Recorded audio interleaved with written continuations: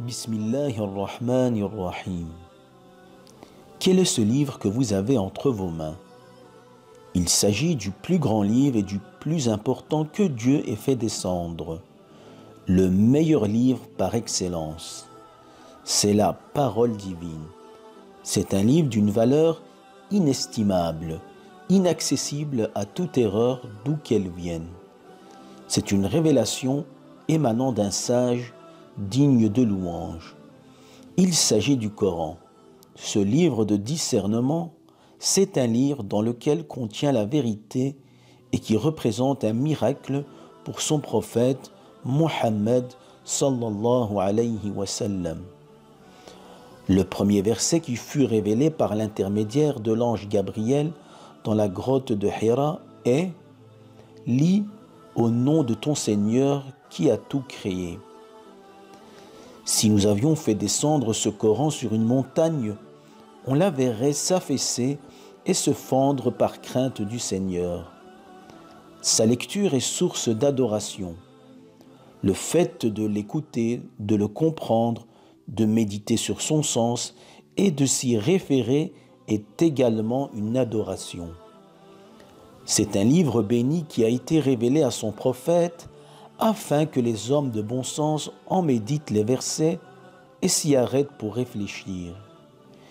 Chaque lettre du Coran que vous lisez vous fait gagner une bonne action qui est multipliée par 10 et Dieu peut faire augmenter la récompense comme bon lui semble. Imaginez le nombre de bonnes actions que vous pouvez engranger en lisant le Coran. Sa lecture procure l'apaisement, la concentration et la méditation. Ceux qui en font la lecture sentent d'abord un frisson traverser leur corps, puis leur peau et leur cœur s'apaisent à l'évocation de leur Seigneur. Le prophète sallallahu alayhi wa sallam versait des larmes lorsqu'il lisait le Coran. Quelquefois, il passait toute une nuit à pleurer sur un seul verset. Il se concentrait dessus et en méditait le sens. Qu'est-il ce verset? Il s'agit du suivant.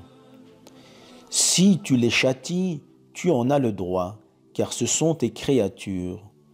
Et si tu leur pardonnes, tu es en vérité le puissant, le sage. » Le prophète sallallahu alayhi wa sallam ajouta « Malheur à celui qui lit ce verset et qui n'en médite pas le sens. » Le compagnon Bilal, qui lançait l'appel à la prière, venait voir le prophète à l'aube et le trouvait en train de pleurer en raison des versets qui lui étaient révélés durant la nuit.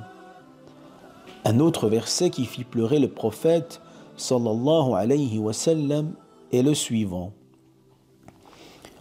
En vérité, il y a dans la création des cieux et de la terre et dans l'alternance de la nuit et du jour tant de signes pour des gens doués d'intelligence qui, debout, assis ou couchés, ne cessent d'invoquer Dieu et de méditer sur la création des cieux et de la terre. Le prophète sallallahu alayhi wa sallam prêchait essentiellement le Coran à la Mecque, ce qui provoquait le mécontentement des polythéistes mécois. Les polythéistes redoutaient ce livre prodigieux en lequel croyaient les gens qui l'écoutaient. La plupart des conversions à l'islam avaient lieu grâce à la récitation du Coran. Les polythéistes invitaient les gens à ne pas écouter le Coran et à faire du chahut quand il était récité afin de détourner les gens de sa voie. Consacrez du temps à sa lecture après la prière de l'aube ou juste avant de dormir. Retirez-vous seul dans un endroit et adonnez-vous à sa lecture quotidiennement. Lisez-le à la mosquée en attendant d'accomplir la prière en groupe. Profitez de votre temps libre. Ceux qui récitent le livre de Dieu, qui accomplissent la prière et qui, secrètement et en public, font aumône d'une partie de ceux que nous leur avons accordés, dans l'espoir de faire ainsi un commerce au profit intarissable. Parmi les actes les plus méritoires aux yeux de Dieu, il y a la lecture du Coran. Le prophète nous invite à lire le Coran car il intercédera pour nous le jour du jugement dernier. Celui qui lit souvent le Coran, l'étudie et en médite le sens, bénéficiera de son intercession. Le Coran viendra le jour du jugement dernier et prendra la parole en disant « Ô Seigneur, sois satisfait de lui » et son lecteur recevra alors la satisfaction divine. Il vous sera également demandé de le lire à l'endroit du rassemblement le jour du jugement dernier.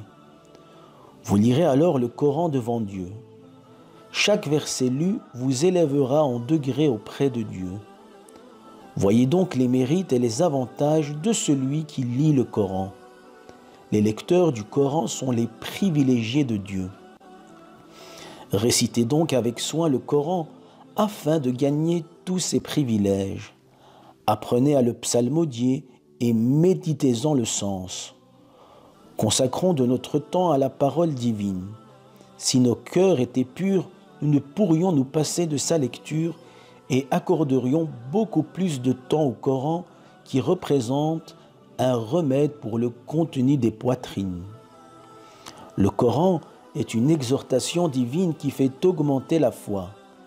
Récitez-le donc avec soin.